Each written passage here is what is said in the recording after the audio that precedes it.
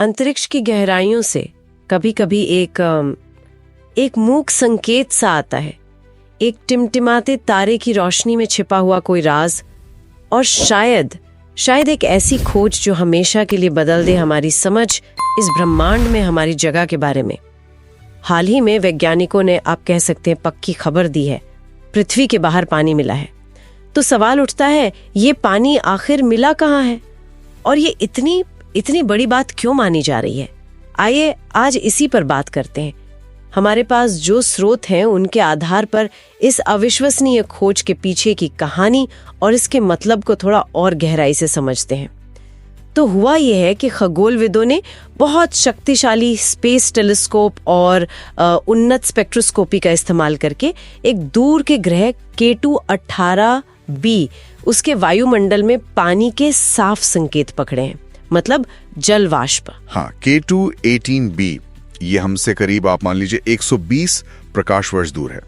और खास बात यह है कि ये अपने तारे के रहने योग्य क्षेत्र में है, हैबिटेबल जोन जिसे कहते हैं। अच्छा, रहने योग्य क्षेत्र, इसका मतलब हुआ कि वो जगह जहाँ तापमान ठीक वैसा हो सकता है कि पानी तरल रूप में रह सके, न ज्यादा गर्म न ज्यादा ठंडा। बिल्कुल सही, जहाँ परिस्थितियां ऐसी हों कि सतह पर तरल पानी संभव हो।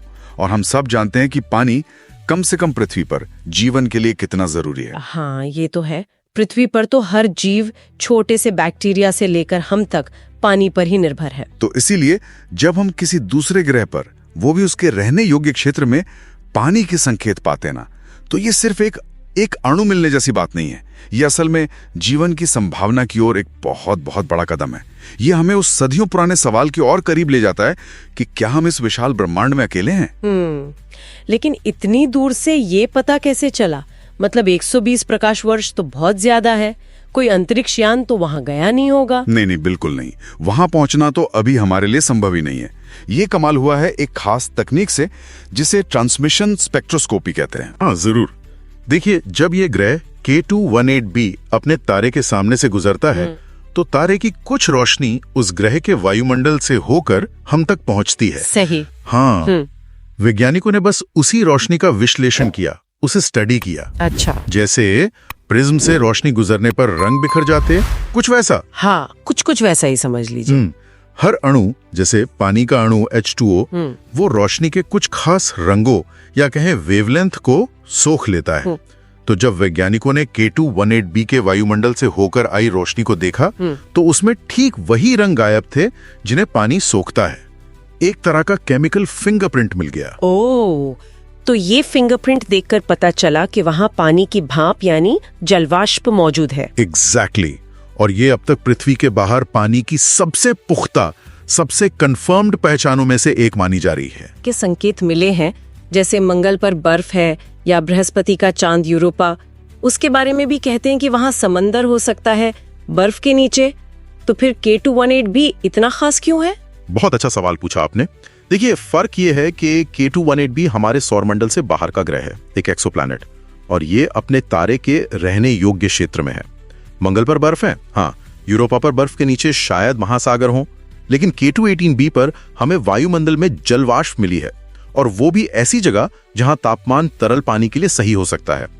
ये कॉम्बिनेशन इसे जीवन की संभावना के नजरिए से बहुत दिलचस्प बनाता है। अच्छा।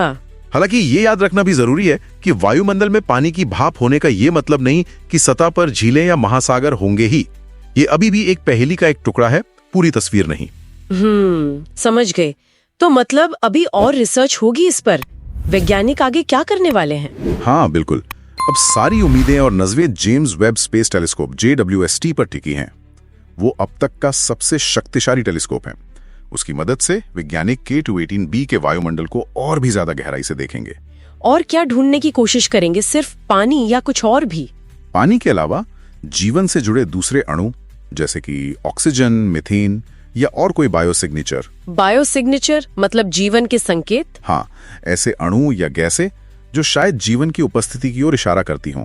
JWST और भविष्य के जो मिशन हैं, वो हमें ये समझने में मदद कर सकते हैं कि क्या इस ग्रह की परिस्थितियां वाकई जीवन के पनपने लायक हैं। तो ये अब सिर्फ साइंस फिक्शन नहीं रहा, ये असल विज्ञान की तरक्की है। बिल्कुल।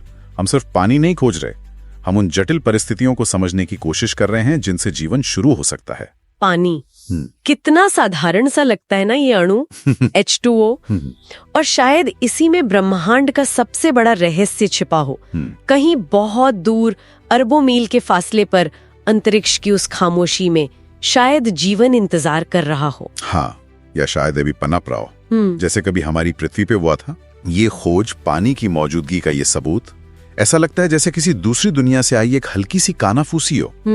अंतरिक्ष की उस विशाल खामोशी में पानी की एक बूंद शायद एक उम्मीद का संकेत है। और शायद ब्रह्मांड बस हमारे ध्यान से सुनने का इंतजार कर रहा है। इसी विचार के साथ आज की ये बातचीत यहीं रोकते